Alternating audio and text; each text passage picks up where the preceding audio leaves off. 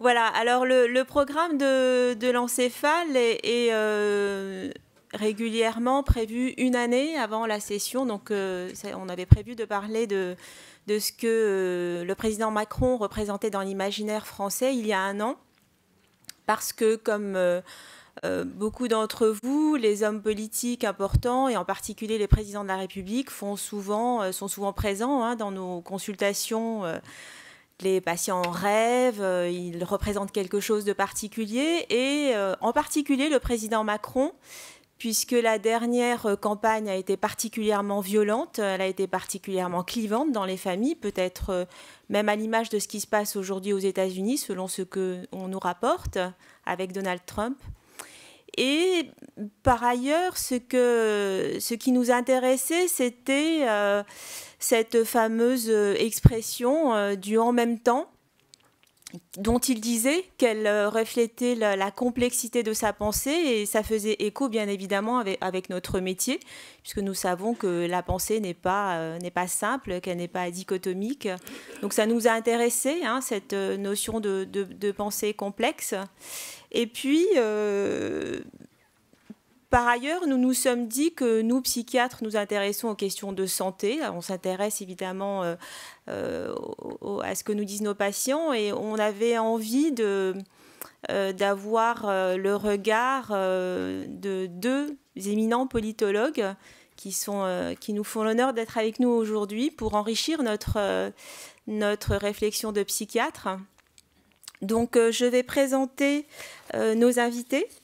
Je vais commencer par Laurent Bigorgne. Vous me rectifiez si je me trompe. Donc, vous êtes agrégé d'histoire. Vous êtes essayiste et directeur de l'Institut Montaigne.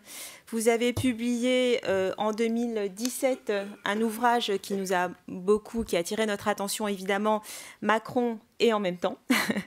Et vous êtes décrit comme proche d'Emmanuel Macron, un ami de longue date, et un certain nombre d'observateurs politiques vous ont vu comme futur ministre dans le gouvernement d'Emmanuel Macron. Stéphane Rosès, merci aussi également d'être là. Donc Stéphane, tu es enseignant à Sciences Po, conseiller en entreprise comme président de CAP, essayiste et spécialiste de l'opinion, ancien DG de l'Institut de sondage d'opinion et de marketing CSA. Tu as conseillé 16 candidats à la présidentielle, des candidats de tous bords, comme tu as conseillé 3 présidents de la République. Tu as également donné un entretien qui a attiré notre attention en 2017 à la revue Le Débat, Aladin, Macron, Aladin de l'imaginaire français. Et puis, tu vois, je te fais un peu de pub. Samedi prochain, tu parleras c'est samedi prochain. Voilà, tu parleras d'un sujet, nation, peuple et populisme. De quoi parle-t-on ? C'est dans le 14e ? Oui, dans le cadre d'un club qui s'appelle Politique Autrement, qui est animé par le grand sociologue Jean-Pierre Le Goff. Et j'y débattrai avec Gilles Delannoy, qui a écrit un bouquin passionnant sur les nations versus le nationalisme, et une spécialiste des États-Unis qui a travaillé sur le Trumpisme. Voilà, donc on fait bien quand même de faire le lien. Voilà, donc nous allons... Arago au temple protestant à 14h30, mais il faut s'inscrire sur leur site Politique Autrement. Voilà, donc nous commençons par la première question. Alors, merci Fatma d'avoir introduit cette session. Vous savez d'ailleurs que le titre de cette édition du Congrès de l'encéphale, ou le sous-titre, c'est l'enseignement du réel. Et comme tu l'as souligné, nous avons pensé cette session il y a 9 mois, on va dire, le temps d'une gestation. Et évidemment, les choses ont changé aujourd'hui. On peut remarquer d'ailleurs qu'en matière de réel, nos grands repères temporels ont été bouleversés pour aujourd'hui, puisqu'on a annoncé cette session 9h30, puis 9h pour 9h30. Décidément, le réel bouge. Et d'emblée, je vais donner la parole à nos orateurs.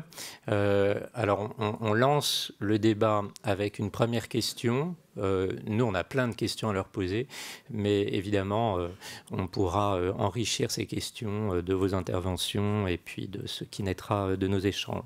Donc la première question que nous voulions vous poser est la suivante. Elle concerne donc l'imaginaire, le nôtre, qu'a représenté le président Macron dans l'imaginaire français au moment de son élection. Qu'est-ce qu'il en est de cette forme de fascination qu'il a manifestement su susciter? Qu'est-ce qu'elle traduit pour vous? Et avons-nous pu lui prêter certains traits de notre imaginaire dont il aurait été le représentant à un moment donné? Merci. Alors, Laurent Bigorne. Merci Raphaël, merci Fatma de votre invitation. Je suis à la fois très, très honoré d'être aujourd'hui et aussi très impressionné d'être face à vous. Je pense qu'il faut d'abord, et c'est pas seulement une forme de fioriture, mais avoir au fond, si on a un rapport ou un enracinement réel, une démarche de précaution, pas un principe, mais une démarche. C'est-à-dire que je suis historien de formation, je ne sais pas si l'histoire juge, mais l'histoire au moins dit. Et dans 10, 15 ou 20 ans, on dira des choses beaucoup plus pertinentes. Et les historiens qui travailleront sur la base de témoignages, d'archives, peut-être de big data, pourront regarder cette période avec un regard et un jugement infiniment plus sûr. Et puis surtout, ils auront un avantage incommensurable, c'est qu'ils sauront comment l'histoire se termine. Donc, il faut être extraordinairement prudent et essayer de s'en tenir, me semble-t-il, à des choses qu'on sait. Et quand on formule des hypothèses, le dire. Moi, je pars d'un double contexte pour rappeler, parce qu'on l'a oublié nécessairement, on est pris dans le feu d'une actualité qui ne rend pas intelligent et qui n'est pas intelligente elle-même. Il y a un double contexte qui explique la fascination que mentionnait Raphaël il y a quelques instants, c'est que on a un président de la République qui a été élu au terme de 2 mandats dont on peut dire sans injurier ses prédécesseurs que ce sont des mandats ratés. Et c'est des mandats ratés si j'en juge au fond le produit final pour ceux qui en étaient les détenteurs, c'est-à-dire que Sarkozy a été battu et Hollande n'a pas pu se représenter. Il y avait des raisons à cela, bonnes ou mauvaises. Et c'est évidemment quand vous tranchez avec 2 mandats ratés, d'abord vous vous intéressez. Deuxième élément de contexte, son élection, Emmanuel Macron, s'est faite à un moment de grande fragilité, ou en tout cas de fébrilité. On n'était pas encore dans le moment de fragilité, mais tel qu'il apparaissait, de fébrilité démocratique. Et à un moment où l'élection d'un jeune homme d'une 40aine d'années dans un vieux pays comme la France, après le Brexit, l'élection de Trump, ou plutôt non, c'est bien ça, je l'ai pris dans le bon ordre, juin et novembre, après le Brexit et Trump, arrivait comme une espèce de bonne nouvelle, c'est-à-dire comme une espèce de manifestation de ce que la démocratie représentative dans un pays aussi vieux que la France pouvait encore avoir un sens et produire le meilleur. Donc rappelons-nous de ces éléments de contexte français et internationaux. Maintenant, comment est-ce que, au fond, Macron a travaillé l'imaginaire français? Parce que on peut l'inscrire, évidemment, et c'est le rôle de l'historien, dans une séquence, dans une scansion d'histoire contemporaine, en disant, au fond, il est le produit d'un imaginaire, mais il faut bien admettre aussi que le politique a par définition comme matière première la représentation et l'imaginaire. On passe beaucoup plus... Vous savez, les Anglais, pour dire politique, ont 2 mots. Ils ont politics et policies. Les politiques, c'est toute la scène politique, toute cette dramaturgie. Et les organisations politiques, et les cultures politiques. Les policies, c'est les politiques publiques. On parle beaucoup plus dans la vraie vie de tous les jours, et vous le faites ici même, théoriquement, des policies, les politiques de santé publique, d'éducation, de transport, d'énergie, sauf que dans la scène et sur la scène médiatique, et puis ce matin, Stéphane et moi, on va beaucoup plus parler d'une certaine façon de choses qui sont un peu offshore, c'est-à-dire des politics. Et il faut bien reconnaître que si vous voulez être élu président de la République, et je crois durer, il faut être capable de faire les deux, mais de faire très très bien les deux ensemble.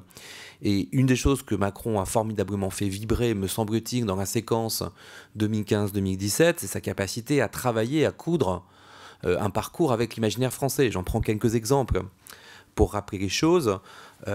L'imaginaire français, d'abord, si on essaie de le caractériser d'un mot, il est fait de quoi?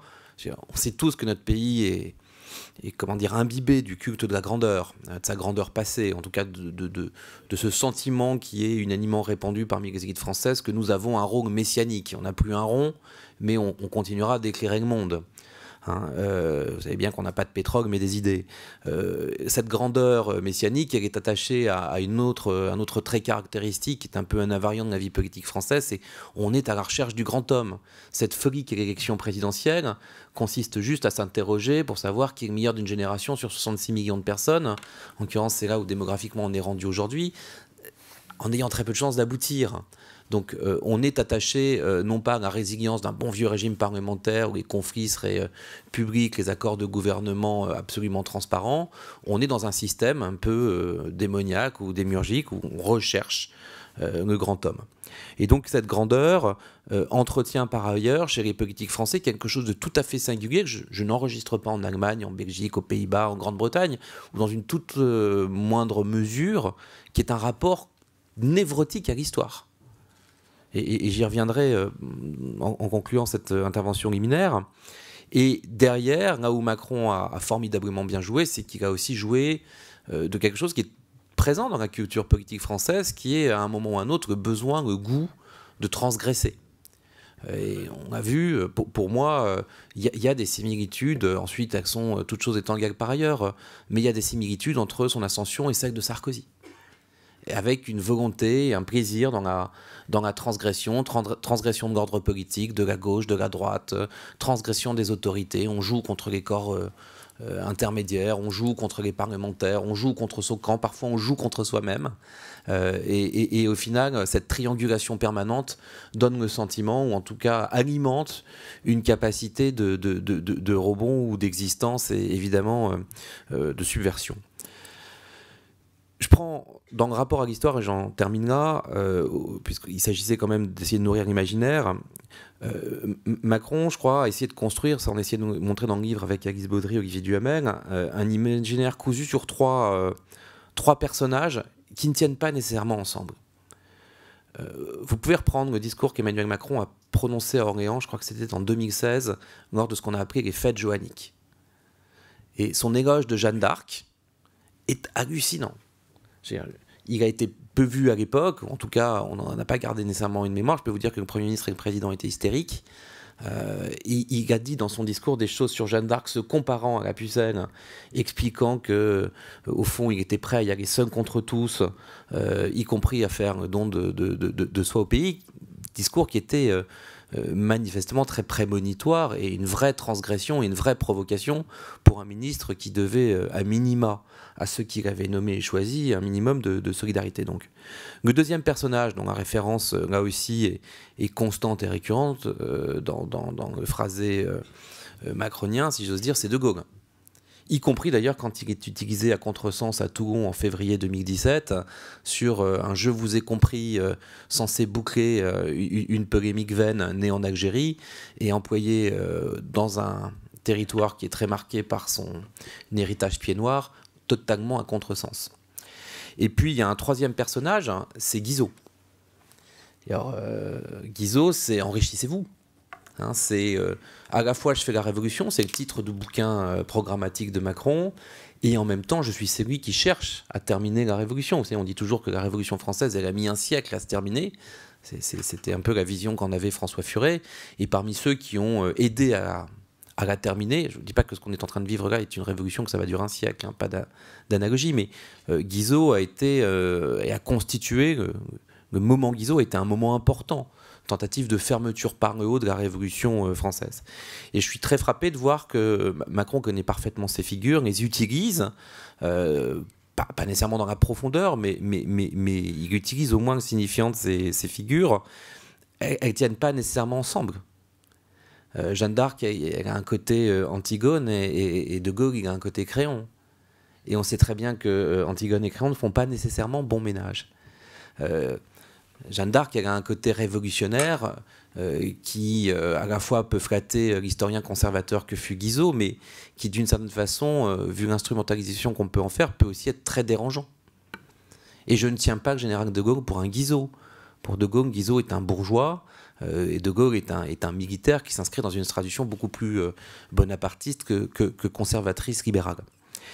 Donc voilà un peu comment, à mon avis, un travail sur les imaginaires du point de vue du rapport qu'ont les Français à l'histoire s'est fait dans la campagne Macron. Très très très difficile de dire ce qu'il restera de tout ceci, est-ce que ça aura imprimé, pas imprimé. Très difficile d'ailleurs de se dire 1 an et demi après son élection ce qui reste vraiment de tout ceci et comment tout ceci a une ombre portée sur ce que nous vivons en ce moment. Je pense que c'est peut-être l'objet du débat de ce matin et je serais ravi d'entendre Stéphane. Pour moi, je vis sur un dilemme. Et évidemment, les dernières semaines n'aident pas à trancher parce qu'elles jettent de l'incertitude. Je disais tout à l'heure, c'était mon introduction et ce sera ma conclusion, que l'historien nécessairement doit prendre un peu de recul.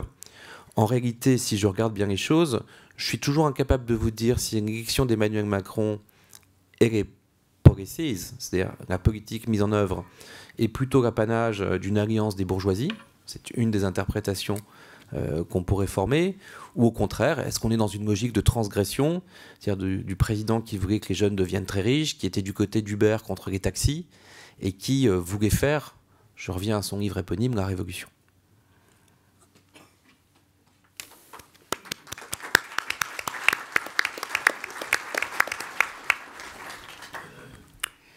Merci Fatma, merci Raphaël de votre invitation et merci Laurent de cet échange. Merci à vous de vous être déplacés tôt le matin. Le sujet dont nous allons parler, c'est effectivement la relation d'Emmanuel Macron avec le pays. Et dans la première question posée par Raphaël, sur la fascination qu'a exercée en France et à l'étranger Emmanuel Macron, son élection au moment des Gilets jaunes, soutenu toujours par une majorité de Français nonobstant les violences, on voit que notre pays, dans son histoire, je parle sous le contrôle de Laurent Bigorne, qui dans ses nombreuses casquettes est également historien, le pays est prompt à passer de la prosternation ou du consentement face au souverain aux jacqueries, aux frondes, voire aux situations pré-révolutionnaires. Et au fond, comme Emmanuel Macron le disait lui-même dans un interview à la Nouvelle Revue Française, il disait « Je ne suis que l'émanation du sentiment romanesque des Français ». De sorte que, à parler devant une assemblée de psychiatres, et spontanément, au bout de quelques années, je me suis pris à constater, comme Michelet, que peu à peu, je parlais de la France comme d'une personne. Bien sûr, je ne méconnais pas ces contradictions, ces tensions, la question sociale, les classes sociales, voire la lutte des classes, mais au fond, si on essaye de prendre un peu de recul sur l'actualité, sur le moment que l'on connaît, je suis arrivé dans mes grilles d'analyse à ça, considérer la France comme une personne. Or, cette personne, évidemment, durant toutes ces dernières années, était en dépression. Et la fascination qu'a exercée l'élection d'Emmanuel Macron et la première année, c'est que justement, Laurent l'a dit tout de suite, un vieux pays en dépression, pessimiste, élit un jeune président optimiste, conquérant, et n'usant en rien de la critique face à ses adversaires. De ce point de vue-là, revoyez le débat avec Marine Le Pen. Bien sûr, il répond aux critiques de Marine Le Pen, mais toujours à la fin en essayant de remonter un cran supérieur. Bon.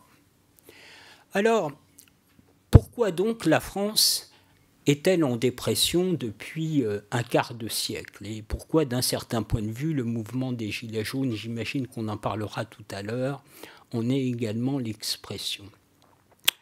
La France est en dépression parce que nous avons tous nos définitions de l'imaginaire d'un pays, en tout cas ceux qui s'intéressent à ça, et Laurent est à la fois dans le gouvernement des choses, mais aussi comme historien et homme cultivé, évidemment, il voit de quoi il s'agit, comme sans doute la plupart d'entre vous qui vous intéressez au travers de votre pratique professionnelle à la question de ce qui fonde et ce qui agit une personne, notamment au travers de son inconscient ou de son subconscient. Ma définition de l'imaginaire d'un pays, c'est ce qui lui permet de s'approprier le réel.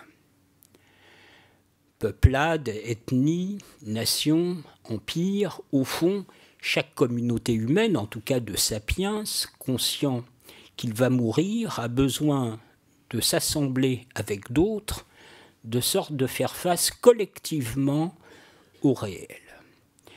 Et comme les modalités d'assemblement des peuples divergent, chaque peuple a son imaginaire. Et le propre de l'imaginaire français, du fait de ses origines dès le départ très diverses, des Celtes, des Latins, des Germains, a été de s'assembler au travers de projections. Laurent parlait de grandeur, de projection, avec un léger écart avec le réel, de sorte d'assembler les diversités qui nous sont consubstantielles. Et cette façon très singulière de faire, ce génie français, que les Français sont les moins à même à repérer justement parce que ce génie français, Laurent l'a dit, porte une forme d'universalisme et que nous, Français, nous sommes les moins à même à reconnaître la singularité culturelle de notre rapport au monde, cet imaginaire français a généré dans notre histoire des choses très singulières. Dès la mort de Charlemagne, conception de la fusion entre le spirituel et le temporel chez le souverain, la monarchie qui se constitue peu à peu absolue dans une France fille aînée de l'Église. Rabelais, le droit de caricature, le théâtre français, Marivaux, tous les procédés qui permettent de dénaturaliser les statuts pour construire des égalités des conditions qui précèdent la Révolution française. Le fait d'avoir engendré un philosophe comme Descartes qui prétend que l'esprit est séparé du corps et que l'esprit ferait le corps. Rameau et Boileau pour qui la beauté a toujours partie liée avec la raison. Les salons, la conversation à la française, le théâtre de Marivaux, de Molière, de Corneille, Racine aussi, des modalités, Voltaire, et puis la Révolution française, les droits de l'homme, les guerres napoléoniennes, mais auparavant les croisades, les colonies, ou l'Europe, vécue comme la France en grand, surface de projection de ce que nous sommes, l'idée de progrès en France, les Lumières, le progrès, les ingénieurs, la forme de légèreté de la musique française pour assembler les différences, mais aussi notre peinture du XVIIIe, bref.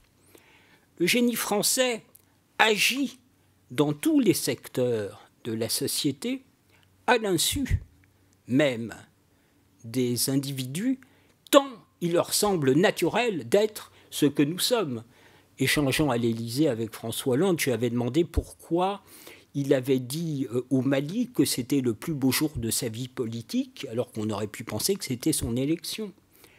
J'avais émis l'hypothèse que, pour une fois, il n'avait pas coupé les cheveux en quatre. Il avait pris une décision rapide, portée par l'idée absolument française qu'on a quelque chose à faire au Mali.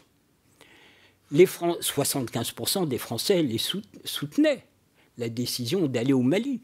Les Français ne savent pas où est le Mali, ils savent tout juste que c'est en Afrique, ils ne savent pas la différence entre les Touaregs, les islamistes, ils peuvent penser qu'en période de crise, on a d'autres choses à faire que de dépenser de l'argent, mais c'est naturel. Ce qui est naturel, c'est l'idée française qu'on doit se projeter dans l'espace et le temps, de sorte d'assembler les différences qui nous sont consubstantielles parce que nous sommes depuis toujours le cul de basse-fosse de l'Europe. De sorte que l'imaginaire français, pour assembler la diversité qui est la nôtre, a besoin de se projeter dans l'espace, le temps, une vision politique. Et si nous sommes en dépression depuis 25 ans, c'est que la France ne peut plus se projeter dans le temps, du fait du capitalisme financier, on pense que demain sera pire. Depuis au moins 2005, une majorité de Français ne peut plus se projeter dans l'Europe vécue comme la France en grand. Pas l'idée européenne, les politiques bruxelloises, quand l'Europe n'apparaît pas comme une puissance, mais au fond comme le relais de la globalisation chez nous. Et le sommet de l'État, qui devrait porter une vision, peu à peu a instrumentalisé l'idée européenne et les institutions européennes pour justifier de politiques, non pas au nom d'une projection de ce que nous sommes, mais au nom de nécessité. Et c'est ça qui fait la dépression chez un être. Une dépression, je parle sous votre contrôle, et en tout cas pour la France, ça ne veut pas dire que le pays manque d'énergie, mais l'énergie est contrariée. Elle est contrariée par quoi? La nation, pour se projeter, a besoin, plutôt pour s'assembler et déployer son génie, son modèle, a besoin de se projeter de l'intérieur vers l'extérieur, et le sommet de l'État, lui, du fait des engagements européens de la France, Bercy, l'Élysée, au contraire, demande à la nation d'intérioriser des règles et des disciplines. Or, chez nous, contrairement aux Allemands, la règle, la discipline n'est pas une finalité. Pour les Allemands, oui, du fait de l'imaginaire allemand et de son histoire. Mais pour les Français, la règle, la discipline, c'est un moyen au service d'un projet et d'une vision. Or, le sommet de l'État, lui, fait le contraire. De sorte que la France devrait choisir entre vivre dans le monde tel qu'il est, et renoncer à ce qu'elle est. Le message des gouvernants durant la dernière période a été de dire, vous avez compris, dans le monde tel qu'il est, il faut changer, sinon on va périr. Alors, les Français disent oui avec la tête, parce que c'est raisonnable, on ne peut pas périr, et non avec les tripes. Et c'est ça qui fait le conservatisme français. C'est la contradiction qui se fiche du fait de notre imaginaire entre une nation qui a besoin de se projeter et un sommet de l'État qui dit tout le contraire. Et arrive Emmanuel Macron. Pourquoi Emmanuel Macron, qui n'était rien il y a 4 ans, a tout, non seulement gagne la présidentielle, mais les législatives, et pendant 1 an, le pays consent au début de transformation du pays. Parce que ça ne lui a pas échappé. Il a dit devant le Congrès, le premier mandat que m'ont confié les Français, c'est de restaurer la souveraineté de la nation. Qu'est-ce que ça veut dire? Ça veut dire que Fillon disait, pour survivre, il faut changer notre modèle économique, mais n'ayez pas peur, au plan culturel, au plan moral, nous allons conserver ce que nous sommes, c'est une sorte de deal, hein, c'est-à-dire au plan économique, on change le modèle, sinon on va mourir. Par contre, retour à nos valeurs. Et Jean-Luc Mélenchon et Marine Le Pen disent pas les mêmes choses, mais ce qu'ils ont en commun, c'est dire, pour survivre, il faut résister à la mondialisation et au monde extérieur. Et arrive Emmanuel Macron qui dit non, non, non, non, non, non. Le malheur qui touche la France, c'est pas vous les Français les responsables. C'est pas vous qui avez à choisir entre votre survie ou renoncer à ce que vous êtes. Non, non, vous avez un potentiel incroyable. C'est-à-dire qu'il applique à la France comme une personne ces théories de philosophie sociale sur l'émancipation individuelle qui vient du personnalisme et de Ricoeur, en disant au pays, vous, les Français, nous, la France, nous avons un potentiel incroyable, c'est pas vous les responsables. Il n'y a pas de raison qu'on vous culpabilise. Les responsables, c'est le système politique, je sais, j'en viens. Et à partir de ce moment-là, une dynamique se construit à partir d'abord des catégories sociales qui peuvent se permettre son pari inouï de se mettre en marche, nonobstant le fait de savoir très précisément où il va. Mais il a été élu sur sa personne et sur un projet, en rien sur un programme. C'est-à-dire que tous ceux qui disent aujourd'hui « on applique le programme », c'est ce que voulaient les Français, c'est faux. Il n'a pas du tout été élu sur un programme. Oui, les gens qui l'entourent, comme nous, les journalistes politiques, les politologues, mais si le pays a consenti à son début de transformation durant une année, alors que majoritairement les Français disaient que ces réformes étaient injustes, si les Français n'ont pas soutenu les cheminots pendant la grève de la SNCF, c'est que le pays consentait non seulement à faire des efforts, mais à des mesures jugées injustes socialement, parce que la promesse, c'était de remettre en marche le pays et de restaurer la souveraineté de la nation. Donc, il a été porté par un imaginaire qu'il a réactivé, à qui il a donné une perspective. Et au fond, jusqu'à cet été, j'ai déjà été long, je m'arrêterai là, jusqu'à cet été, au fond, le pays était en marche. Nos amis étrangers le repéraient, les investissements étrangers en France repartaient, le moral des ménages repartait. Et au fond, alors même que les efforts étaient demandés, il y avait consentement du pays à ces efforts et à l'impôt, la suppression de l'impôt sur les grandes fortunes ou d'autres choses. Le pays laissait faire. Le pays laissait faire parce que, au fond, la question première d'une communauté humaine, c'est la maîtrise de son destin. C'est l'idée de souveraineté dans un monde déstabilisé par la globalisation et on laisse faire quelqu'un qui apparaît comme une sorte de néo-Bonaparte. À la fois Startup Nation, l'horizontalité des marchés, mais, puisque Laurent à juste titre en parlait, la politique avec un grand P, le retour de la volonté politique, et ça donne les symboles sur lesquels, au fond, il aura travaillé. Alors, ça me permet justement de relancer peut-être Laurent, à partir de ce que tu viens de dire, Stéphane, ce que nous avons remarqué, c'était qu'effectivement, les Français déprimés investissaient beaucoup dans cet encouragement, dans cet élan que leur procurait Emmanuel Macron en leur disant « vous avez un potentiel énorme et vous l'ignorez ». Et ce qui grippe le système, c'est la pesanteur des vieilles structures politiques, des vieux partis politiques. J'ai fait de la politique et je sais ce que c'est que cette lourdeur politique. Et les Français qui n'en ont pas fait le sentent. Emmanuel Macron arrive un peu comme un chien dans un jeu de quilles, hein, permettez-moi cette familiarité, en disant bah, écoutez, voilà, plus de frontières, il n'y a plus de droite, plus de gauche, c'est du en même temps. Il y a eu une adhésion, puisque ça correspondait à une certaine demande des Français. Et pour aborder peut-être la question actuelle, est-ce que ça ne s'est pas finalement retourné contre lui, puisque lui a porté ce sujet-là, et aujourd'hui, à travers le mouvement des Gilets jaunes, ça ne se serait pas retourné contre lui, et quid finalement de la vie des partis traditionnels? Alors, donc on passe des imaginaires au fond à la réalité des faits, et je pense qu'il y a deux choses qu'il faut d'emblée relever.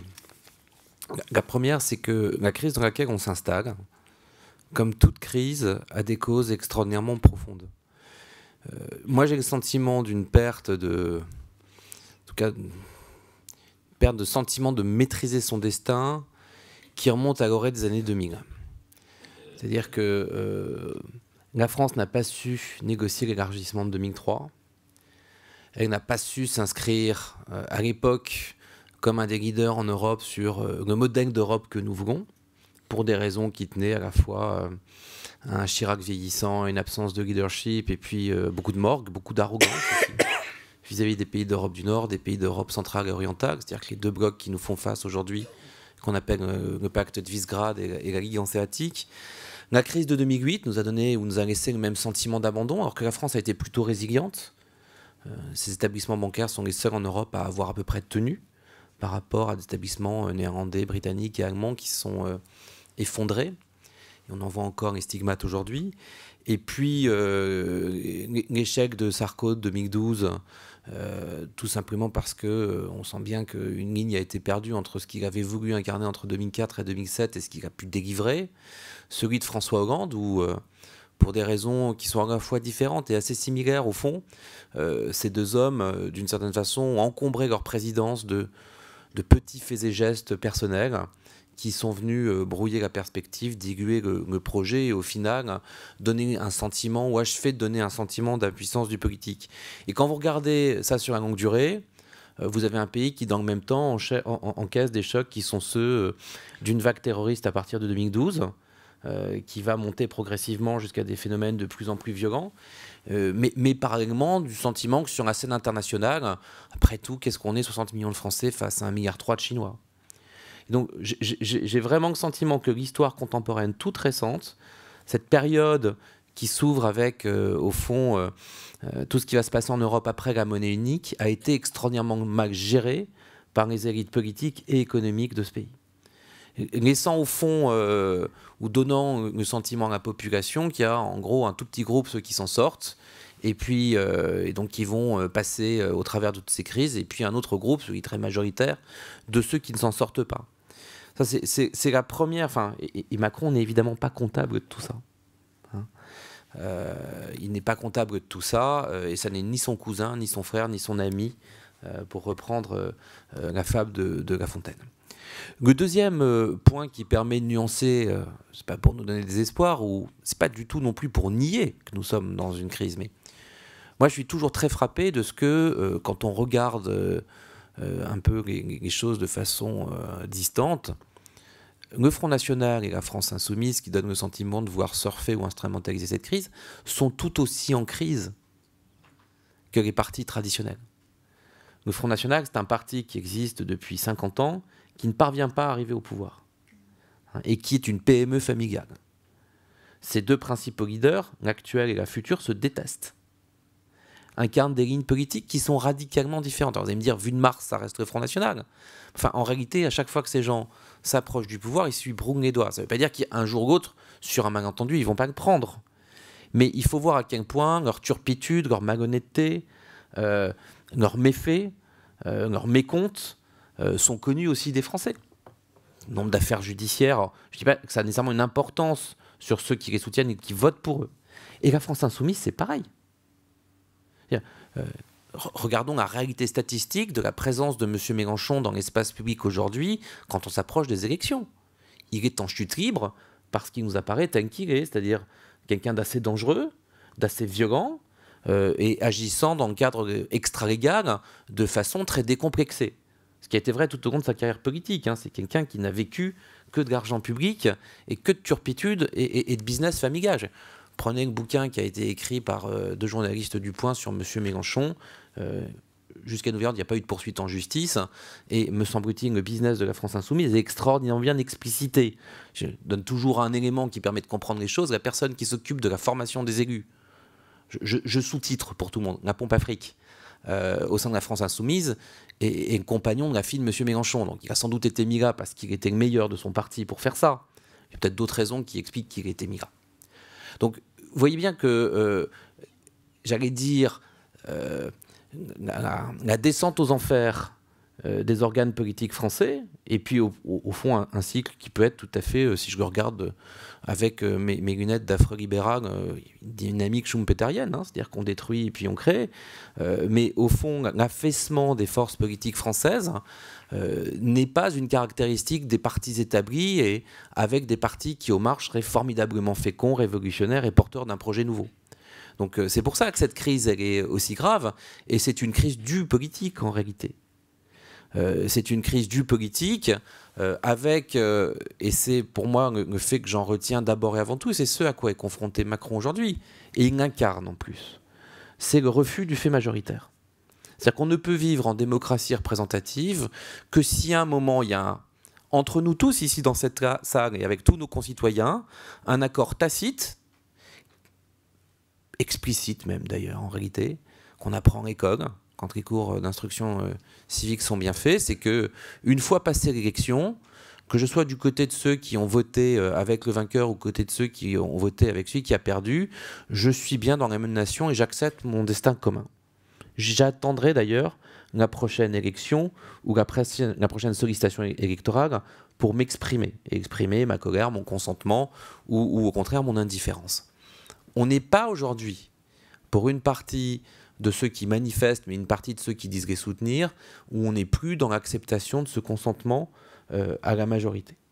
Et donc on a une crise politique, si j'essaie de me résumer, qui à la fois a des déterminants très profonds qui touchent à la façon dont les Français s'imaginent dans une Europe et une mondialisation qui est en accélération très rapide depuis le début de la décennie 2000 et dans lequel franchement notre pays est inconfortablement situé.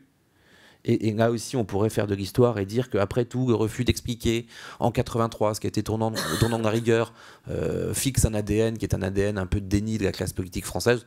Je ne sais pas si c'est vrai ou pas, c'est la thèse de Gérard Grimbert, mais après tout, mettons-la sur la table. Donc vous avez des facteurs de long terme. Vous avez des facteurs qui, en France, fait que même les partis qui auraient une fonction tribunicienne, c'est-à-dire ceux qui auraient pour fonction de porter la colère des sans-voix, sont aujourd'hui pris dans des turpitudes qui les disqualifient à certains égards.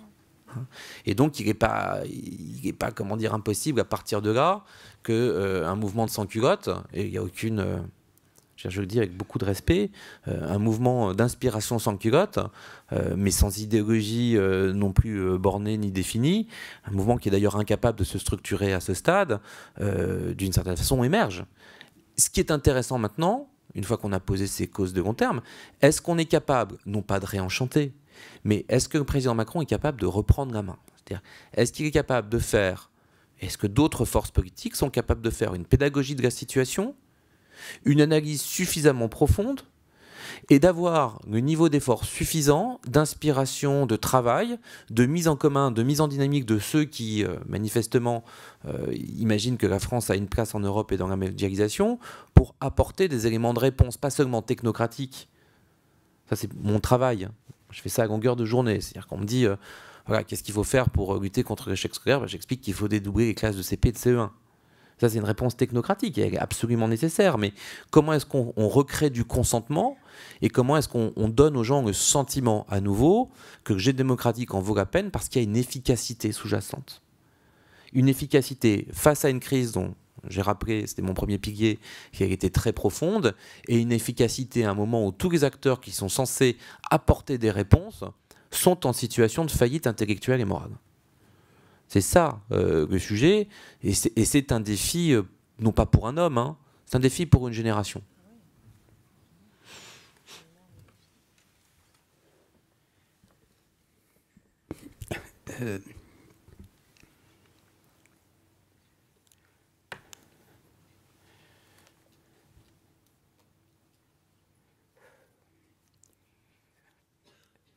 Je suis d'accord avec ce qu'a dit Laurent sur le constat répondant à la question de Fatma sur est-ce qu'il n'y a pas quelque chose qui se renferme, qui explique la situation actuelle et les déboires du président Macron. Il y a quelque chose qui se renferme. Dans le même temps, le constat de Laurent est tout à fait juste sur la désagrégation du système politique Et ça nous renvoie au fond à la relation entre Emmanuel Macron et le pays. Devant, évidemment, et Laurent est plus sur le moyen et le long terme, moi, souvent on m'interroge sur des questions très très court-termistes, et je date le retournement de cet été. C'est cet été qu'au fond le lien se rompt entre Emmanuel Macron et le pays, selon moi. Alors pourquoi ? Ce sera peut-être l'occasion d'un échange avec Laurent et la salle sur la question du pourquoi. Si je reprends ce que je crois avoir été le contrat initial d'Emmanuel Macron, je remets en marche le pays à partir de ce qu'il est. Le problème, c'est la classe politique. Dans mes échanges avec Emmanuel Macron et ensuite le président Macron, je lui disais que selon moi, le système politique était en crise, mais que ce n'était pas la cause de nos malheurs, c'était la conséquence de nos malheurs. Et que selon moi, la cause de notre malheur, c'était que, vu ce qu'est l'imaginaire de la nation, il ne trouvait pas de quoi déployer son génie dans le monde tel qu'il est, ou en tout cas dans les gouvernances européennes telles qu'elles sont, qui sont plutôt modelées par des représentations économicistes qui correspondent tout à fait à l'ordolibéralisme allemand et à l'imaginaire allemand pour faire vite, ou à la nécessité de trouver un plus petit dénominateur commun entre des peuples si différents dans une Europe qui s'élargit, et je suis d'accord avec Laurent, alors que la France aurait dû avoir la force de demander à nos amis allemands au moment de la chute du mur d'approfondir l'Europe avant que de l'élargir. Mais au fond, qu'est-ce qui se passe cet été ? Pour avoir suivi, comme Laurent sans doute même un peu plus, quel était le plan d'Emmanuel Macron ? C'était de montrer à l'Allemagne qu'il commençait à faire les réformes nécessaires et à lutter contre les déficits, et demander ensuite à la chancelière allemande de faire bouger les lignes en Europe, de redonner de l'air à l'Europe par des politiques ambitieuses. Or, à Aix-la-Chapelle, pour avoir échangé avec lui et après avec Christophe Castaner, il pense convaincre la chancelière allemande et elle lui dit « je ne bougerai pas ». Il sort des philippiques contre le fétichisme budgétaire, mais au fond, il n'a pas de plan B. C'est-à-dire que la deuxième étape de la remise en marche du pays, qui était de redonner de l'air à la France par un projet européen ambitieux, je ne discute pas sur le fond, sur est-ce que c'était réaliste, est-ce qu'il s'y est bien pris avec la chancelière allemande, est-ce que c'était ça qu'il fallait proposer aux Allemands, mais le bilan est là. La chancelière allemande dit « je ne bougerai pas ». Et il pensait, à partir dans la continuité du discours de la Sorbonne, avec un discours charpenté, convaincre la chancelière allemande. Et là, à mon avis, s'opère un retournement. C'est-à-dire que, constatant qu'il n'a pas d'adversaire, au fond, il va à peu près reprendre la posture générale de ses prédécesseurs, qu'il avait lui-même dénoncé à Bucarest comme président. À Bucarest, il avait dit, les journalistes n'avaient pas compris, comme souvent, les Français refusent les réformes imposées de l'extérieur. Les journalistes s'étaient focalisés là-dessus, bêtement, sur le thème « Ah, ils critiquent les Français ». Non, c'est pas ça qu'il disait. Il disait « Les Français refusent les réformes imposées de l'extérieur. Par contre, on peut transformer la France, mais comme elle est universaliste, les Français ont besoin de profondeur de champ, de vision. » Ça voulait dire ça. Il avait très bien repéré ce qui faisait le conservatisme des Français. Et là, pendant tout un temps, lui avait toujours la posture de son élection. Le gouvernement d'Édouard Philippe faisait, il faut être en dessous des 3%, mais le message porté au pays était toujours en cohérence avec ce qu'il avait dit lors de la présidentielle. À partir de l'été, non, il n'y a plus de cohérence. Devant des millions de Français, à la question « Où emmenez-vous les Français ?» Emmanuel Macron, il dit les gens le verront, j'espère, à la fin de l'émission, et les historiens le diront. Les successeurs de Laurent Bigorgne nous le diraient dans quelques décennies. Et là, c'est pas comme ça que fonctionnent les Français.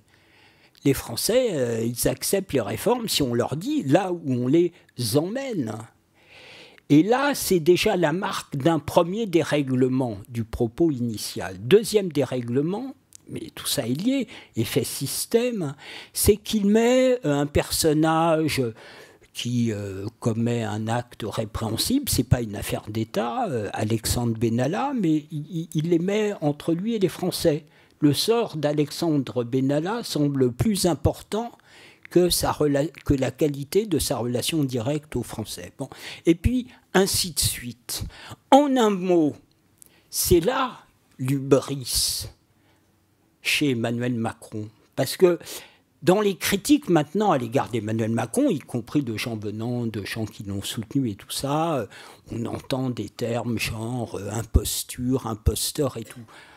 Je pense qu'en histoire, il n'y a pas d'imposture. Il y a un être humain peut être un imposteur parmi vos patients, mais en histoire, il n'y a pas d'imposture. On ne dit jamais d'un personnage historique que ça a été un imposteur, parce que l'historien a toujours la capacité de redonner sens à ce qu'est un personnage historique dans l'histoire. Non, mais par contre, l'hubris d'Emmanuel Macron cet été, c'est qu'il a oublié ce qu'il disait lui-même. Il n'était qu'un acteur.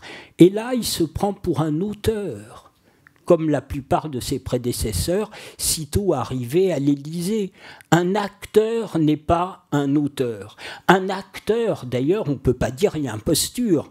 On ne va pas dire il y a imposture parce que Depardieu joue Cyrano de Bergerac, pourvu que, comme le disait le philosophe Hobbes, le souverain interprète le spectacle du peuple. Or, cet été, Emmanuel Macron, acteur de notre imaginaire, se détourne du texte qui a été écrit et qui fait son élection. Alors là, il y a un vide politique, comme dit Laurent. Il n'y a aucun adversaire crédible, mais en retour de volée, c'est le pays, partant de nulle part, qui voit un mouvement tel que les Gilets jaunes, soutenu au départ par 75% des Français, et au fond, c'est une jacquerie. Alors c'est quoi, je parle sous le contrôle de Laurent et des historiens dans cette salle, une jacquerie, ça part toujours de la question fiscale, mais ça pose la question politique. Une pancarte des Gilets jaunes, Macron nourrit ton peuple. Sous l'Ancien Régime, ça aurait pu être Louis, nourrit ton peuple. C'est quoi une jacquerie? C'est que ça part de la question fiscale, mais tout de suite ça pose la question politique. Pourquoi? Parce que le niveau de l'impôt, la répartition de l'impôt, l'allocation de l'impôt, le caractère juste de l'impôt, la capacité à accepter l'impôt, mais c'est politique. C'est une question politique. C'est pas une question d'économiste. C'est une question politique dans un pays où l'État s'est fait avant la nation. Et où même la dette publique, à l'inverse de l'imaginaire allemand, est la preuve que la nation, la France, sous l'Ancien Régime, puis la nation, tient ensemble par le consentement à l'impôt. D'ailleurs, les marchés financiers ne s'y trompent pas. Le spread français, nonobstant nos déficits, est toujours abondé par les investisseurs internationaux. Donc la question de l'impôt, c'est une question éminemment politique dans un pays comme le nôtre. De sorte que la jacquerie fait deux choses en même temps. Elle part de la question fiscale et en même temps, elle interpelle le souverain pour lui dire, au fait, qui décide? Le peuple ou les aristocrates? Le peuple ou des logiques extérieures qui nous échappent? Et c'est ça qui se passe dans l'inconscient collectif du pays. Ce qui était acceptable avant des réformes injustes ne l'est plus quand la justification du retour de la souveraineté de la nation semble échapper, quand le souverain semble reprendre des disciplines antérieures comme, au fond, comme finalité. Et dans mon papier, dans le débat cité à la fin du papier, écrit en septembre, dès l'élection d'Emmanuel Macron, je dis « Emmanuel Macron est un Aladin. Il a libéré l'imaginaire français. Mais comme Aladin, il ne pourra pas, en cas d'échec, remettre le génie dans la lampe à huile. » Voilà ce qui s'est passé. C'est qu'Emmanuel Macron a tellement libéré dans le pays l'idée qu'il pouvait être maître de son destin qu'en en revenant sous la coupe d'imaginaire qui lui échappe, alors il se prend ensuite, effectivement, une jacquerie dont on ne sait pas de quoi il sortira. En un mot, si le président il est au stade où on va chercher Louis XVI et Marie-Antoinette, le peuple de Paris va le chercher pour le ramener de Versailles à Paris, ça c'est le scénario optimiste qui fait qu'Emmanuel Macron reprend la main, ou si on en est plus tard, où alors les plus pessimistes diront mais non, mais c'est déjà Varenne, hein, c'est fini, il est passé de l'autre côté. Bon, mais voilà comment au fond j'essaye de resituer le moment présent dans une histoire longue de notre pays. Merci.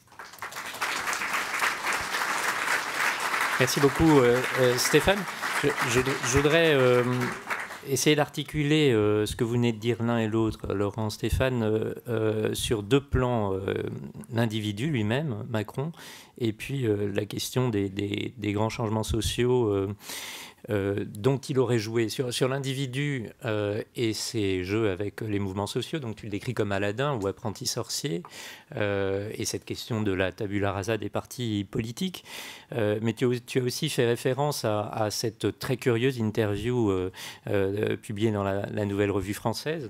Tu citais « Je ne suis que l'émanation du goût du peuple français pour le romanesque ». Si on lit un peu plus loin, parce que cette interview, elle est curieuse, hein, elle laisse une curieuse impression, elle est fascinante, et puis parfois on se demande si on ne se joue pas un peu de nous. Mais je lis la suite. « Une perception non point technique du réel », je fais écho au thème de ce congrès, mais dramatique, c'est-à-dire posant la question du sens.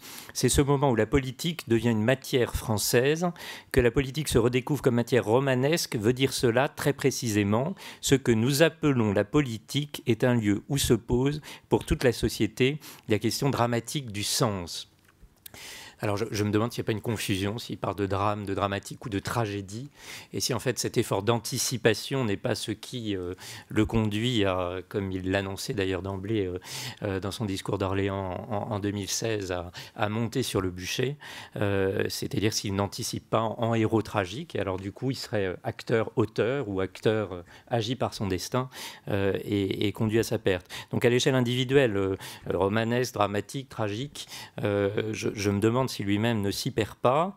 Et à l'échelle de la société, donc vous décrivez le tournant d'abord des années 80, puis des années 2000, la dépression française, les grands axes qui changent aussi. Est-ce que le peuple est souverain? Quel peuple? Où se décident les choses? Finalement, quelle verticalité? Lui, c'est voulu jupétérien. Quelle position peut aujourd'hui dire ce que le peuple attend? Est-ce que c'est encore possible? Et est-ce que par définition, il n'a pas amorcé, alors en Aladin ou apprenti sorcier, quelque chose qui n'est plus porté par quelque cadre que ce soit, au-delà des partis? Laurent. Je ne sais pas jusqu'à quel point il faut se laisser piéger par une métaphore de Jupiter, parce que j'y vois pas moi nécessairement la verticalité. Et c'est là où je pense qu'il y a une forme d'ambiguïté. Alors il faudrait reprendre la citation précise et puis être capable de demander au président ce qu'il a voulu dire, mais là où il y a au fond au moins une double signification. C'est que soit on considère que quand il nous dit que il ne veut pas de cette présidence normale, mais il croit à la transcendance de la fonction, à une fonction jupitérienne, soit il croit effectivement que Jupiter est un dieu archi-vertical, soit il renie un peu de mythologie latine ou grecque, et il se rend compte qu'en réalité, Jupiter ne cesse d'arbitrer. Et qu'il y a bien un dieu des océans, il y a bien un dieu des enfers, il y a bien un dieu de la guerre, et il y a à peu près, vous savez, il y a même un dieu de la beauté, une déesse en l'occurrence, et de l'amour. Il y a un dieu pour à peu près l'ensemble des activités humaines. Et Jupiter n'est pas un homme seul, il est un homme extraordinairement entouré. Et je pense qu'il y a bien un compartiment du jeu dans lequel Macron n'est absolument pas jupitérien. Et la dimension qui m'intéresse le plus dans la métaphore, c'est la capacité qu'il a à faire vivre un collectif. Tout le sujet face auquel on est d'une certaine façon en situation de devoir penser une situation, pardon de la répétition, difficile, c'est que suivant, c'est que il y a un mensonge fondamental dans les institutions de la 5e, plutôt dans leur pratique institutionnelle et culturelle, c'est qu'on nous explique que c'est la rencontre entre un homme et un peuple. Oui, c'est ce qu'expliquait De Gaulle quand il a fallu faire passer des institutions en 58 qui étaient quand même très très singulières par rapport à la culture politique française. Et dans un contexte où il les a imposées au moins autant par une voie légale qu'extra-légale. Mais en réalité, c'est pas vrai. La réalité, c'est que peut-être qu'au moment de l'élection, il faut évidemment aller chercher 50% des voix plus une au deuxième tour, en tout cas pour ceux qui votent, mais il y a des forces politiques. L'UNR était une force politique, l'UDR était une force politique, le Parti Socialiste était une force politique. Donc cette chimère de la rencontre entre un homme et un peuple à distance des forces politiques n'existe pas. Et soit parce qu'il a été pris de vitesse, soit parce qu'il a été pris d'une certaine façon d'une lecture trop littérale ou d'une relecture trop littérale de nos institutions, le président de la République n'a pas créé de force politique. C'est-à-dire qu'à la fois En Marche existe et n'existe pas. Et tout le sujet qui est le sien aujourd'hui, c'est de savoir comment on fait la pédagogie de questions extraordinairement complexes avec des relais territoriaux et politiques extraordinairement défaillants qui n'existent pas. Donc on peut croire à la mythologie de la Ve République, en réalité elle est fausse. Tous ceux qui ont gagné l'élection jusqu'à maintenant avaient des forces politiques extraordinairement vertébrées derrière eux. Le De Gaulle de 58, il s'appuie sur le De Gaulle de 47, c'est-à-dire sur le RPF, qui a été le plus grand mouvement politique de la France contemporaine, avec au moins 1 million d'adhérents. Donc, nous dire qu'il n'y a pas de force politique derrière tout ça, c'est une fiction. Donc, soit Macron n'a pas eu le choix, il a été élu, tout simplement, tout en sachant qu'il lui faudrait à un moment ou un autre une force politique, mais il n'avait pas le temps de la constituer, puisqu'on n'agrège pas 1 million d'individus ou 500 000 individus en quelques semaines ni en quelques mois. Soit il y a vraiment cru. Ça, les historiens pourront s'interroger sur le champ de ces hypothèses. Mais en réalité, aujourd'hui, c'est pas la verticalité, moi, qui me fait peur. C'est la solitude. Et d'ailleurs, quand je regarde ce qui a redonné un peu d'oxygène au président à l'occasion des 2 derniers grands débats, c'est un exercice formidable. Alors, je ne sais pas qui a regardé. On va faire un sondage, si j'ai le droit un instant, parce qu'il y a un retour qualitatif. Qui a regardé au moins 1 heure d'un des 2, vous voyez, je ne mets pas la barre trop haut, au moins 1 heure en continu d'un des 2 grands débats face au maire. Un petit quart de la salle, hein, entre un quart et un 5e de la salle. Ce qui m'a beaucoup frappé, je le partage avec vous, moi j'aurais pu lever la main, j'ai regardé 2 heures du 2e. Et notamment ce moment fascinant où le président de la République passe 20 minutes sur la réintroduction du goût en Ariège. Exactement. Alors, nous, on se dit, au fond, c'est formidable, le type, c'est tout sur la législation depuis 1976 de l'introduction du goût en Ariège. Il est plus fort que le préfet, les maires sont bluffés, il est capable de... Alors, il se met à parler des races de goût. Il faut voir le truc, hein. Il parle des races de goût, pas d'ours, pardon, de l'ours. Il parle des races d'ours, il connaît toute la législation, il connaît les vallées, il sait les vallées où les gens sont contents, les vallées où les gens sont pas contents, tour de force incroyable. Mais bon sang, c'est pas son job. C'est pas son job. Et tout au long de la séquence, il dit, mais tout à l'heure, le ministre de l'Éducation vous dira, tout à l'heure, le ministre X ou Y vous dira. Mais en réalité, quand vous êtes 6h30 dans un débat avec les maires où vous manifestez une maîtrise des sujets qui est incomparable, Franchement, hein, on n'imagine pas un instant Jacques Chirac faire une demi-heure, il était capable de faire d'autres choses. Sur l'ours, en ayant une maîtrise parfaite du dossier. C'est pas possible. Enfin, il y a un savoir préfectoral qui est encyclopédique. Mais c'est pas ce qu'on attend de lui. Et les Français, post-débat, lui redonnent un peu de vigueur. Mais en réalité, il se remet lui dans une posture de campagne où il existe tout seul. Hein. Parce que plus il cite ses ministres et moins il les laisse parler. Oui, d'ailleurs, quand il a parlé, Blanquer, d'ailleurs, quand Blanquer a parlé, il a été chahuté un petit peu. Il ne paraissait pas crédible par rapport à... Et donc là, on a un vrai problème. Et pour moi, le qualificatif jupitérien, pardon de ces trop longs développements, ne renvoie pas à une verticalité. Le premier problème que ça pose, c'est pas la verticalité, c'est la solitude. Et on n'exerce pas en démocratie représentative le pouvoir tout seul. Là, il y a véritablement un faux sens ou un contresens. Et je pense que tout l'enjeu du débat que nous traversons peut se résumer de deux façons, et j'en termine par là.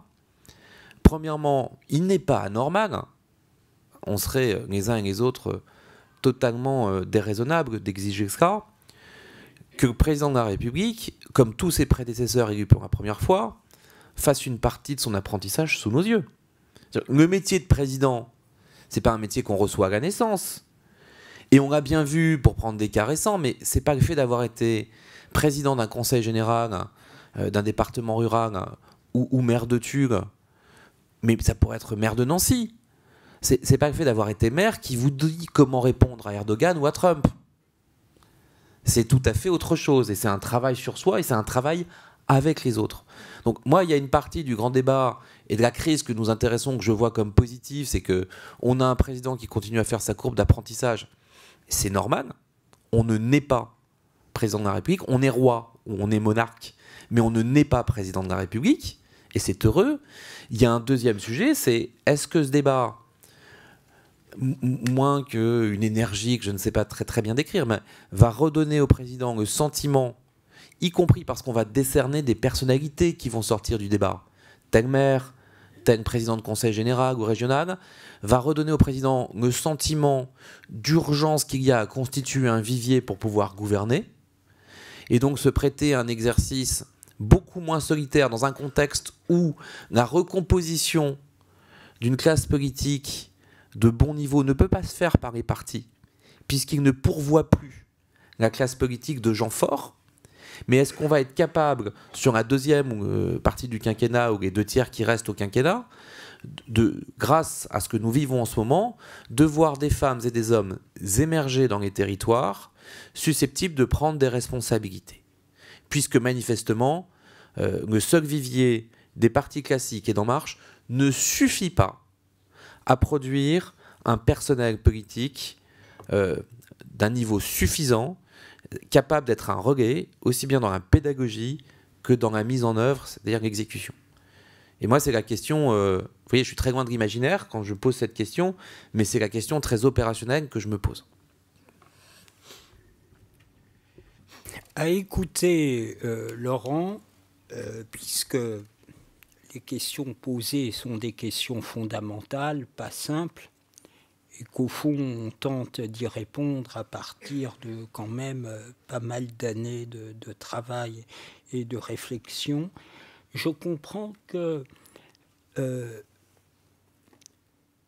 sur le constat des choses, il n'y a pas entre Laurent et moi, l'analyse de Laurent, la mienne, il n'y a pas de différence. Ensuite, c'est la question de l'interprétation. J'ai été son élève, donc la forme de proximité. Comme souvent, l'élève a dépassé le maître. Bien sûr. Et le maître en est très content, car il n'y a rien de plus beau dans la vie que de transmettre à ses enfants, à des élèves, à des gens. Il n'y a rien de plus gratifiant pour un maître que d'être dépassé par son élève.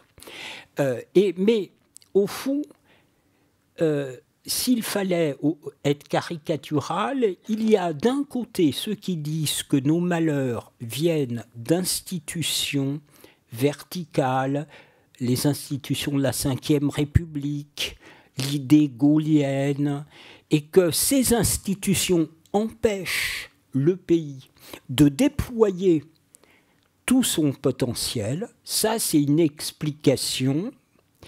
Et il y a une autre explication. Il me semble que c'est plutôt le fond de ta dernière intervention, Laurent.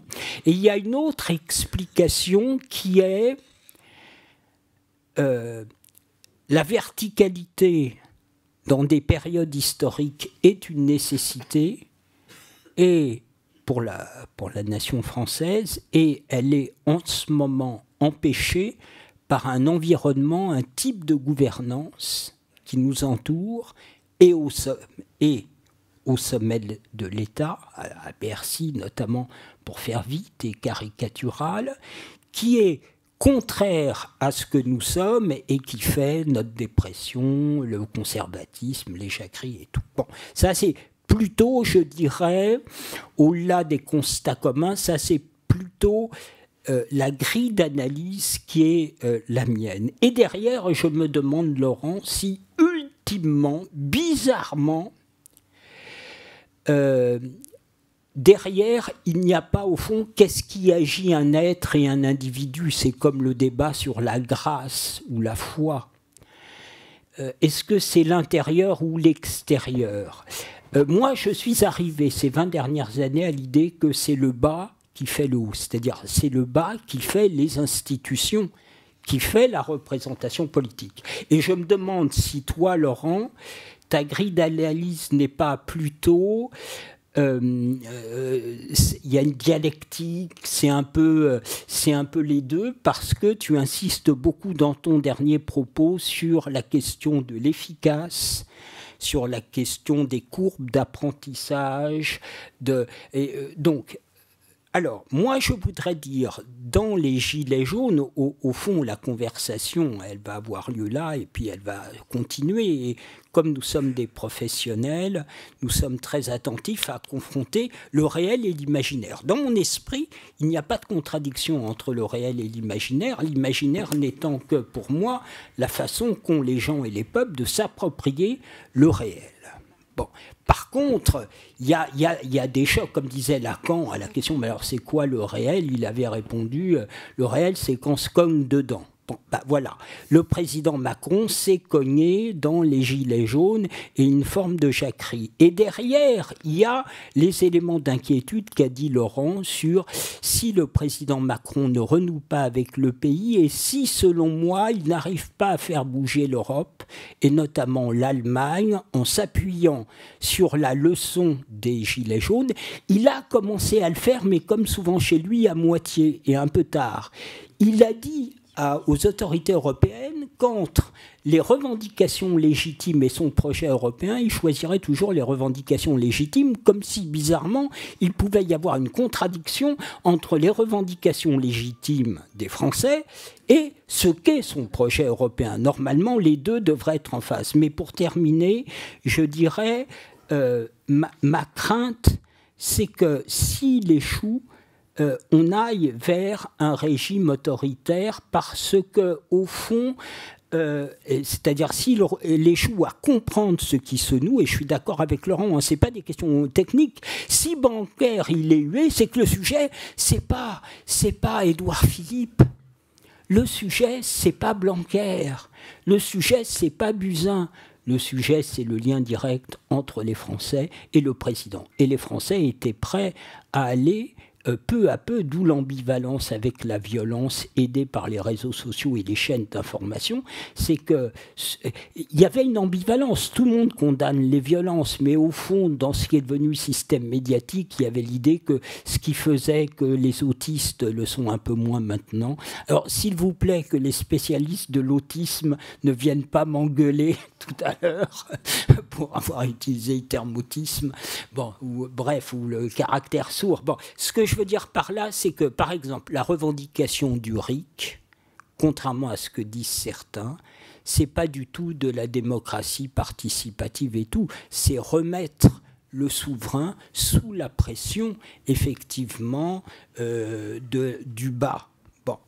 Et le simple exercice du président qui se met au milieu de la fosse au lion, nonobstant la qualité et l'efficacité de son argumentation, c'est déjà l'essentiel. Selon moi, l'essentiel dans l'exercice du grand dialogue, c'est pas tant sa capacité de premier de la classe, c'est faire la démonstration qui se remet sous la coupe des gens, alors que durant cet été, il a semblé partir ailleurs. Et le deuxième sujet, parce que honnêtement, il a pris cette décision parce que le pays lui échappait.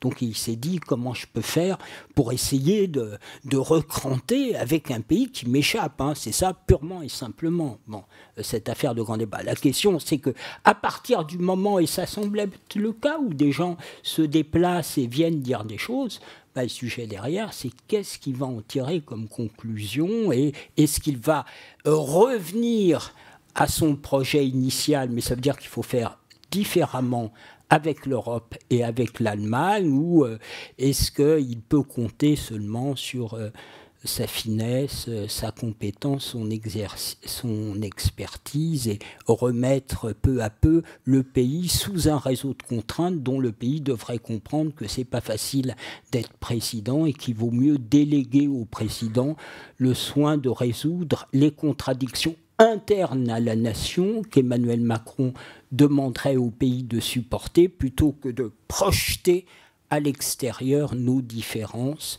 de sorte de se remettre en marche. Alors, il nous reste peu de temps parce qu'on va finir un petit peu en avance après nos hésitations sur le début de cette séance. Est-ce que quelqu'un voudrait poser une question? Oui, ici.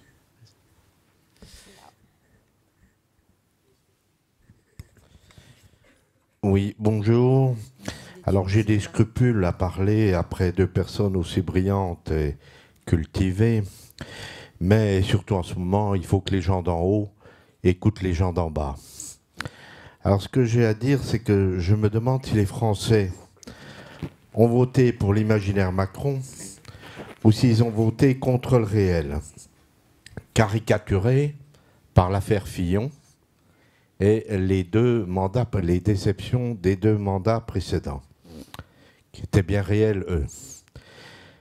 Mais l'élection a mis le président Macron bien dans le réel, avec un parti politique somme toute très classique, avec ses aléas, on en voit les illustrations sans arrêt, et ainsi il rejoint le rejet du réel, que je trouve très violent, mais le rejet du réel, parce qu'il est rentré, comme les autres, exactement comme les autres, dans le même réel. Ainsi, les Français n'ont plus personne à proposer. C'est ce qui me frappe d'ailleurs dans le mouvement des Gilets jaunes, c'est qu'ils n'ont personne à proposer, et ça m'inquiète beaucoup, parce qu'on va tomber non plus dans l'imaginaire, mais dans l'inconnu.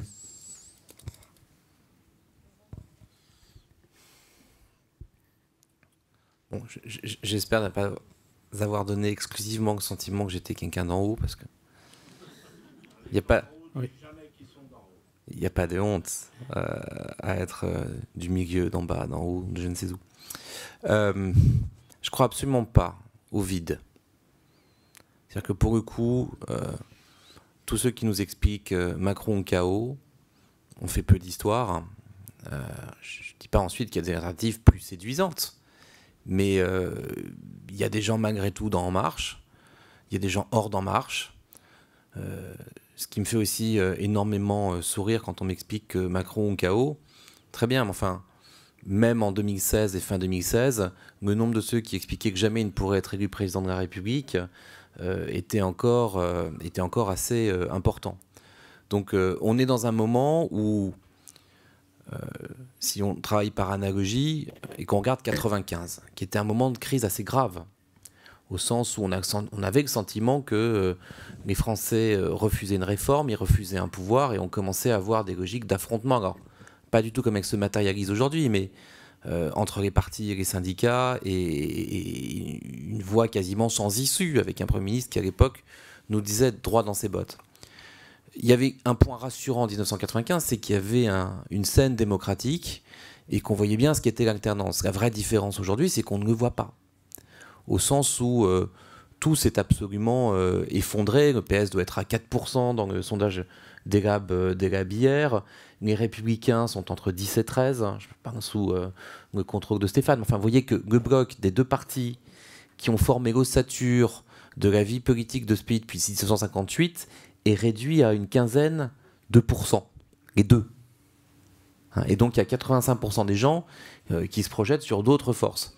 Mais je pense qu'on est à un moment de recomposition et un moment où à la fois tout peut basculer du côté des extrêmes par accident.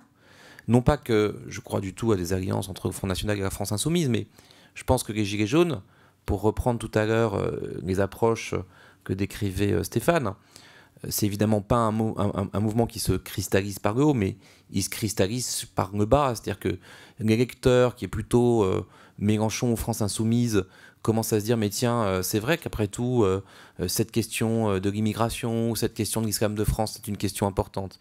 Et que l'électeur plutôt d'extrême droite commence à se dire mais, et d'ailleurs ça fait longtemps que Marine Le Pen a entonné ce petit refrain, mais au fond, c'est quand même vachement confortable la dépense publique. Alors que je vous rappelle que Jean-Marie Le Pen, quand il se lance en 83-84, après 10 années de quasi-traversée du désert, il est entouré de tous les anciens du club de l'horloge et des plus libéraux, des ultra-libéraux.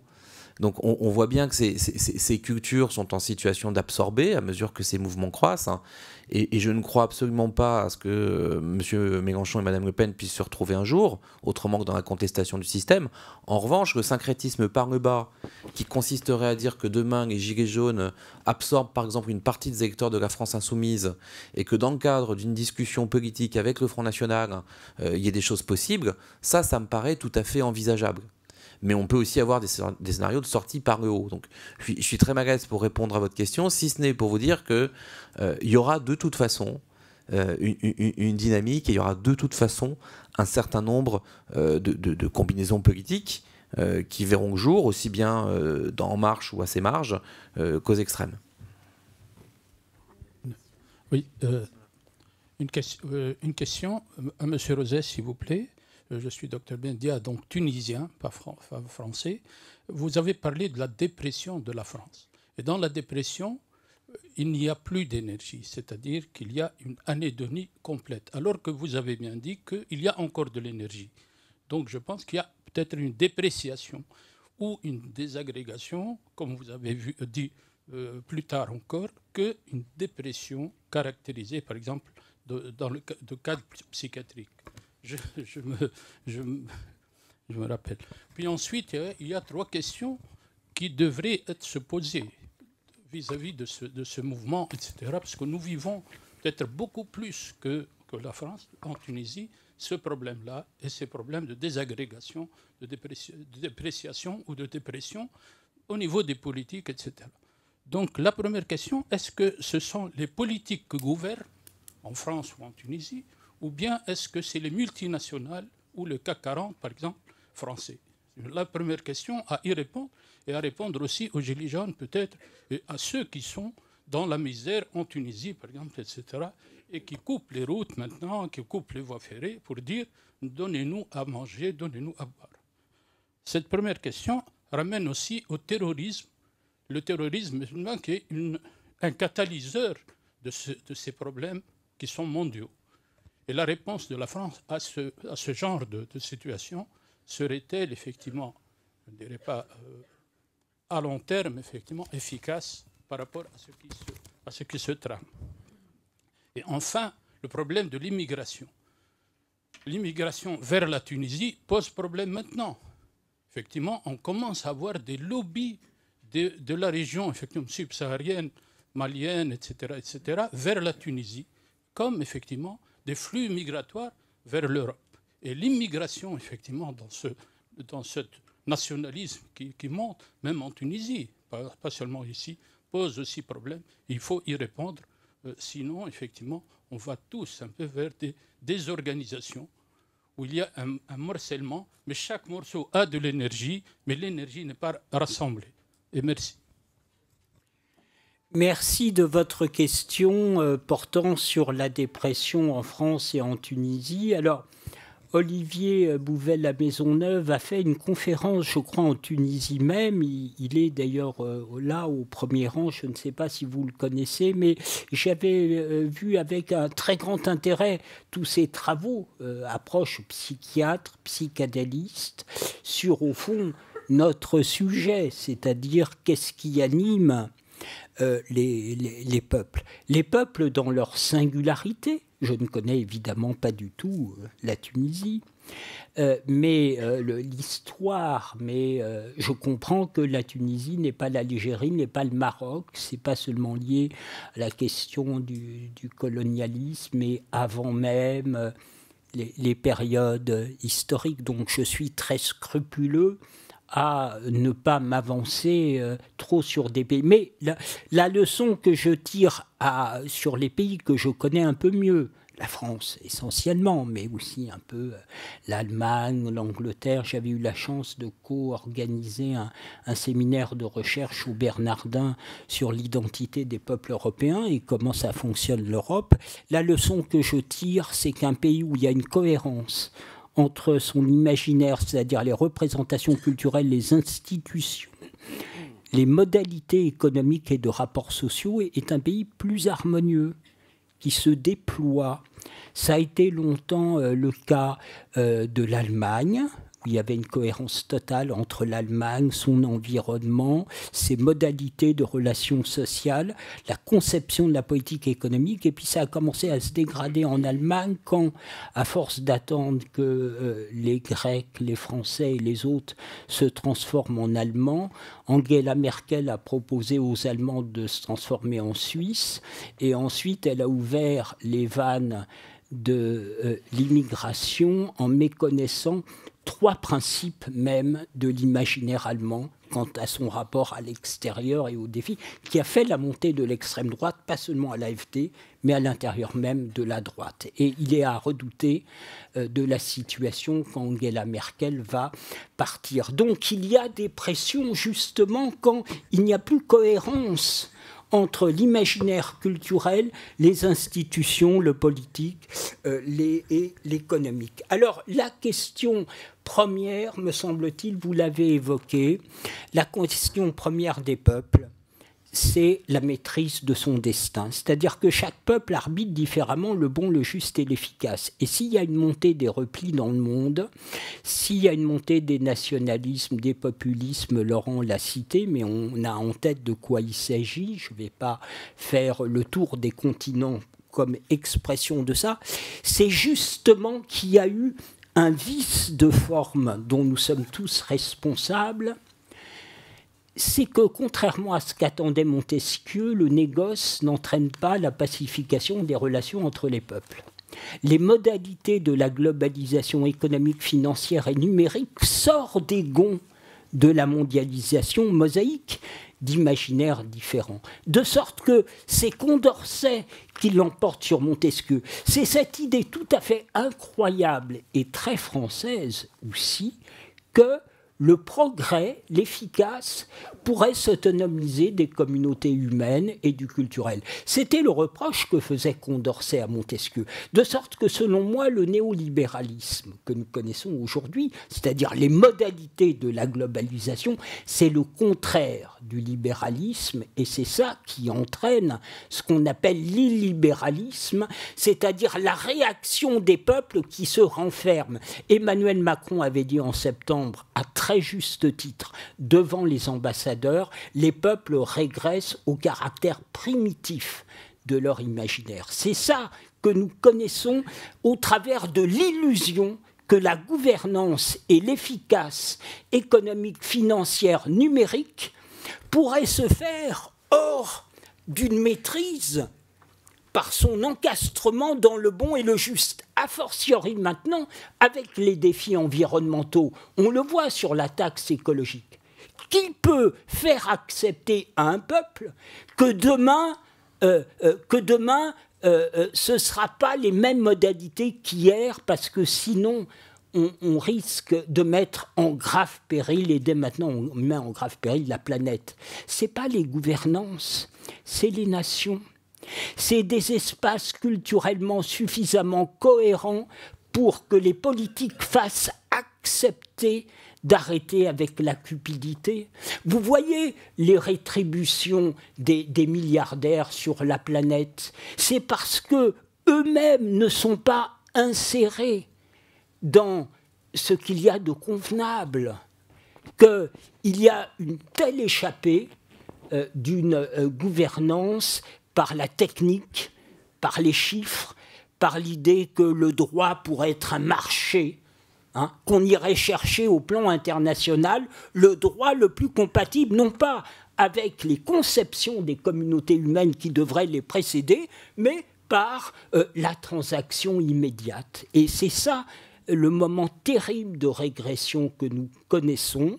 Ça vient beaucoup de mécanismes objectifs, mais aussi de mécompréhension des personnes qui prennent les grandes décisions au plan européen, au plan international. C'est l'illusion, au fond, que l'économie fait la société, alors qu'au bout de 20 ans de travail, j'ai dû me résoudre à l'idée que c'était les sociétés qui faisaient l'économie.